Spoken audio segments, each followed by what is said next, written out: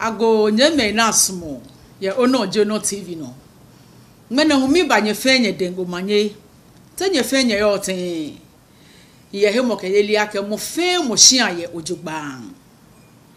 yo so momen ye be na me wo de nche wonna ni wo ye hoda se yake wo gan wie mo enyonumi enyo shikra na gbene oke onyemi ganjo pe opo ni nyeli ake gan meji nye yu wie mo ikroko me ejino ko ni wo ye he awunga be san ni se pe ne wo mi awo he wo mbo moden ake oba wo gan hin no eko oba pa ehe mama won wo no kaya wen bona fe ni nyemi me keson lo ani ba ye wo se ni gan kanemo ke kasemo ewa eha me amehu amenye amena ni leko ye gamli heni ana wonyemi nu nke wo son loko ni dogan hejugba ena hegbe ebote wo jinyami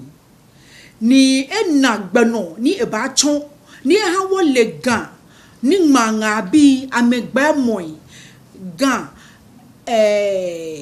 yi boy gbin nyojin ni bi short epi ni ko gbai mei agbai majin agbai gbomochu eheni inye machefe echo ngale gbanu ni eha ne keni femo ne ebaka manjanu bona fe ni nyemi ben fe anahegbe na meka se gan fio kajishi ya na mi ngodromo na mene woni na ehye wonyemi nu nenu ni wo ba smo ko ni wo kale anasa de gba fio ni egbla mi echon wo no ni wole hewale no ni kanyale dani enye ekechu ne keni chumone eja ke moni chuo ni chumo papa le aha le ayiko game ke moni kwo chu papa le eyise achio no he won wo kafte be wo ba fo he shilaw keke wo ba wo ke wonyemie e ba nasa ni gba masmo ni mo fe mo afe toyi koni ebo wotoi ni wo kase noko kaje wonyemi nu ne ni fe mo mli yo ablade abi tan oba ni wo chon ye wo kenye wo kun wo se wo ba ni he ni ana wonyemi nu le edamu imase no he wo ismo nkra ni mafa wo nu ye fufu ye hi masmo ni mabile denche koni eche egbai ha wo nyemi nu o fai me je ogbai Ngbeji Evans ni Opotisowa Clothia Njela Evans ni Opotisowa Clothia dade ko to pon mi dakai oyiradon yo nyeminu oni chumoko ni esawo hin wa hewo mlekane wo ke boyo bie efi ake obaye hodase ake wo gan wiemo wo gan kasemo e wo school ke ni bia me fe ebashi ni woti amekome wo ye ya wunga hu ni ka wo ye hewale ni bi so to pie ni wo ba nya wo fe si wo hewale she heko si fio ni wo ba nye wo hu wo jeshishi ake wo kenwa wo nye mime ka wo fe wo hi si ake nyongba hu le no ni ka wo chui no e ke drobo ni ke ni ne e drobo ni ocho nga gbeno ni o ha wo wiemo ke woni bi o ke hemfo nri ke no fiano ejepo e ha wo masmo ni machine ta mi ma bo ko ni bodi enche o gba wo boni bale no ni te no boni fe no ni wo bo hewale ni e ha o jeneke ni chumo na shishi yo nye yora don kenga no manga lawyer maka mata fio ke kenga na manga midenche iswon lokomeko nje Jessica Nado na o ke team no ke chuoni Michael Eugene Adika Mandy ke ache Doris noni yo miji afi etene ni wotashin ke team won gbasani okay the way ni alo bonigan ya le gan laje ni pise hun o mene wo ba fike wa o ba gbe pa ma ke nya wo fi anuko mini wo ba fi ni idea ne ba ke nya wo developer app ke won ma wojin ama wojin san mempi ma wojin she still alolo we gang pese ayeye radio no na kan no yipese mempi kana wojin don she bia ne na for use mo ji telephone ji wo mobile phones ne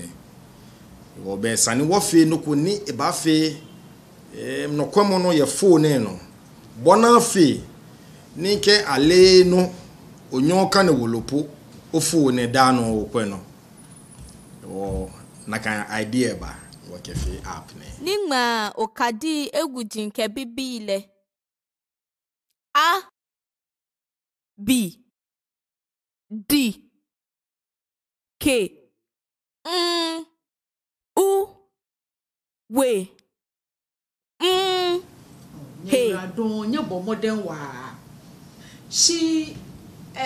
most mama bibo ake wona koloi Jan koloi ko yon koloi koloi ni wa mo koloi flicking loy so to baba oni anima bi ake ene me fe ndomli ole amefe ambegbe ya ojomo mi lo te efete ni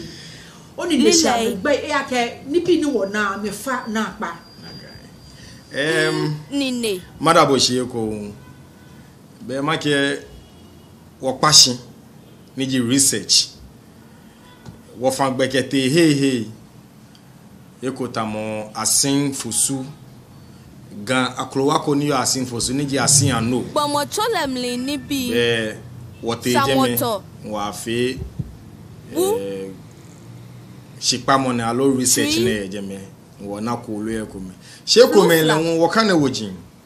aya ge research ni ale no ejin je mboko me yichompe yo wo ga wojin blema wojin ko me ni wodenche watawo ko lo e ko me e ko me le won blofu emi no besanu oke blofu no ya chon hi mejin ke ye mejin ake ale no yejin amele neke no ku ne ye gamelo ke gagbe ye ake gagbe ba bo ke no se oke wo ape ye chuni papa no hanya yiko si wole ake noko be ni dani kunimieli baba na gbaba mi wo wole ake kejenya sisije ahun kechumlin na kan gbefa ahun dani nye base heni nye se ni ngmene nye gbanye so anye ha mufem ni wonye wona ni wo temekwe wo nche no ye wodase ni nye chomo kai ka sroto epi ya mi na agba ibe kume no cho ni nye ya himeji ahie ne ko ba fe bu na agba ko ba ye ko ma ahie ko ni ame ha nye hie ko na gai e ko me we bo na ba fowie mo ahanye den che ka agbenye mumo si wole ake fe mi ye nye ka he wale wo mi wa nyo cho wo na agba ike ha mo e ko me fi oni bi e ko na me ke ji o oni janwi si lololo nyenye te nye fele te yo na agba isote ekomeje shikasane shikale wo yusu sanga chuni shin ye kecho shikasane mada loya maka mata fio shin eko ake ni woke neken bejano to ne ba fun ehin le denche ekwe ni ihan wo shika inye ma chon shika boye set no she boy modern wa ihan wo ni e fan egbe ni ke wa ke no ni ehe wale ba she ne be wo bote mami ni wota ho eko mami no wo yo ne wota wa an we ko ba or another challenge one no ni ji enyo be ma ko la get research ne ta frocho wa ya no moko yin o ko la get na gangbile enga we mi la joban o te yin e pono bile ni e fo da ole kema ma kembe wo shi mokotamo wadenche woche ajete ni ajete aje ni retired lecturer UCC University of Education ke University of Ghana ni le hu e wawo jogban ke Hanneken research ne was no faith and just an what to me na kwemi aname fe ku eshikasane ageta flaje ko che nu mu ku age ba atashi no kwani mi ami o ba we den no ko ba ha ni ye na kan no owula chonlo abe ni chon ni OPPS ni Diosu OPPS leon eye bo awosan ke hani bi ami ko mo shimon ne wonta o me ni ame ba ye ame bo a bona fin wonyo ogo gan be fa emi wa ya ke wo ni fe mo ni kaji ni agbena ni eye fewe mo fe mu nyahe si dani e ba seje keke mo fe mu gbigbile mi wa mo fi o ni abanya kewa keke chonta si kaji agbena mo fe mo smo ne nyame aha na kanji wo suke wo ban si mo na ka nyani jian eje wi ene me fe se nye na kanya moko nye kete nye hi nye chuni ne si wo wie mo ni fe mo ne ne jipo we oba na wie moko enye gba isroto enyo ka oche leneke meneke je na kan ka okwe wo plama ekome ano echona ta mo ye je mi wi ake moko ke angma ne ke gbe ke bi ala la wie mo ne fox go into the box ke achon shishike bagami ahale ni fox mi na ke moko ma osa moko hu ke je osa shi oso je no pe wi mo esro to epi obana ke soloboni me ne chole soloboni me ne uchole e wo be ke iche helamo tawa ba shishinu mo nya ba ni ehi wo ye ne ke nyeni fe mo na mi mini gbe poten nye ba nye chono ko ni wo ke chake ne ke ni na hi ka ake gaman ko mi no fe no wana wie mo kuli ko me wo hale keke e ha wo no fe no fe pepepe ke shishi mo yo ke chano ni alo dan ma jeno no wie na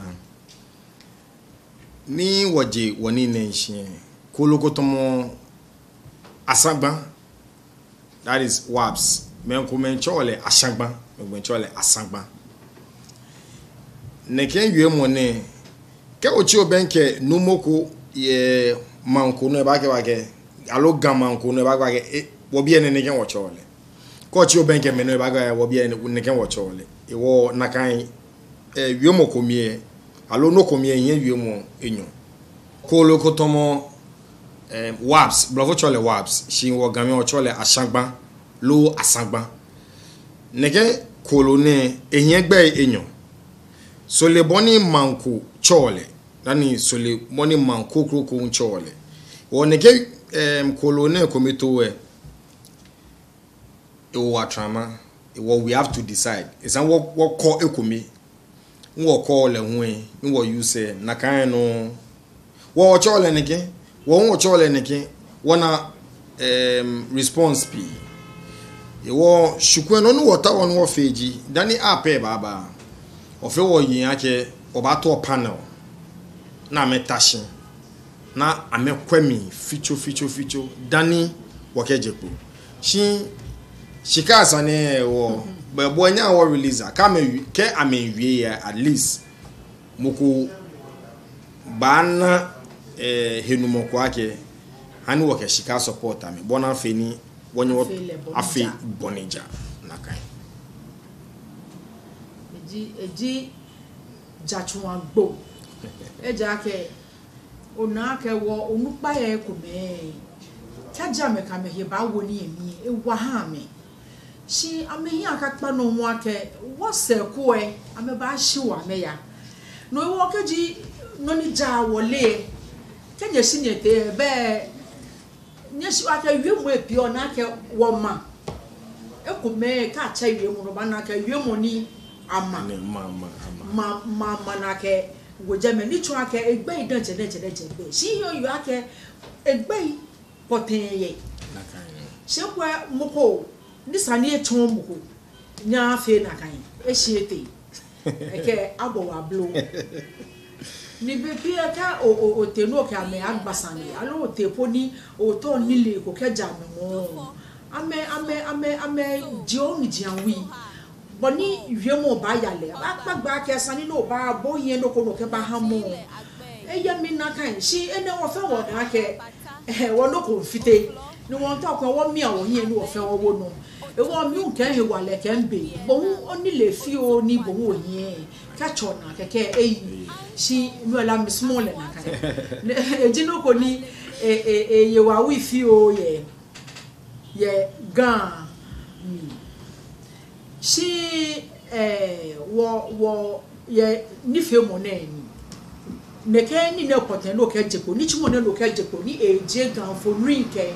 ewie mo ya gba ke ni bi ne o cho no ni ba no ni kanya ni dani nyeje shishi si bia na wo basmo wole keji ale no moko basmo ni ena neke infonu ine ke ni bi ye wo plan ma wulu eno e kase no ko keje no alo no ko moko ye ni wo yo ni e kwa wo se ba bia ke a ni ni na afi okra ni gbeyo kemi ta wo te ma fete mana ni mi o ma kase no ko keje no masmo no ngo ne ke higbe ne ko ni o ke wo no ko fi o gbeno ni moko ba chon ni ebanye ni ekena higbe ke bote plama no ne ke kase ni bi ni o no yo radon be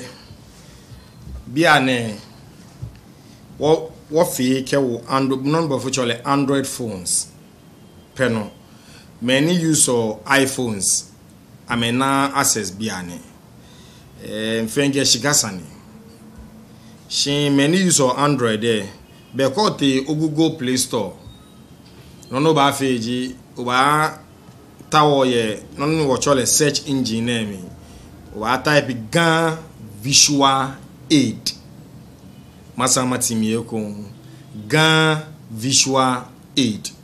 ni nke o type gan visual aid o ba na ke o kadiko baba trema de yen akekere eten ekomeye eninejron ekomeye ebeku de ekomehun ye ewen keke non ba focho o ba download o ba nyeno koke o download kejejeme wanyo have access wanyo botemi ni ke obotemi hu wo ye non ba focho le letters of the alphabet niji ningma ngabi ewuji nke bibi amehe infoni wo ye yi boy niji numbers wo ye time niji be be time ele won wo ye time expression wo ye telling the time wo ye koloi wo ye jan koloi wo ye nomin koloi wo ye flikiloi wo ye shia koloi nan wo ye ni homo ni bi wo ye aduawai wo ye gbomochule heni wo ye ni bi komenu wo use wo wo ge chuoni ye wo shia ani wo ye blame shikwen ni bi komi wo nyen yo be ni bi ni yo ape mi ne yo nyaminu ni okoti ika mito ma bibo ake ye wo shidamo na emi ekaji boku basu ni ekenye anashram lo ekenye achaya ke chu ne ke ni chumo ne eja ke ni chumo eda gbakan nye ba ngbe me ye ni e basmo ni le ekomepe edamona sikaji wo fe wondo gan he o ba ngbe ke me ko me hu ba fata ni awani ni chumo aya yin energy san limit of gbekan wo gbele wo ya alo wo gbele wa agbo eke fun akeke bohun osumo ni okewe ba chaya o ba nyo contact wo mineke personal handle your Facebook Evans ni Okpoti into bracket survivor niji SWRVIVAL allo ubanye ochami ye yibo ene no 0 59 604 8212 ufane maza matimie ko 059 604 8212.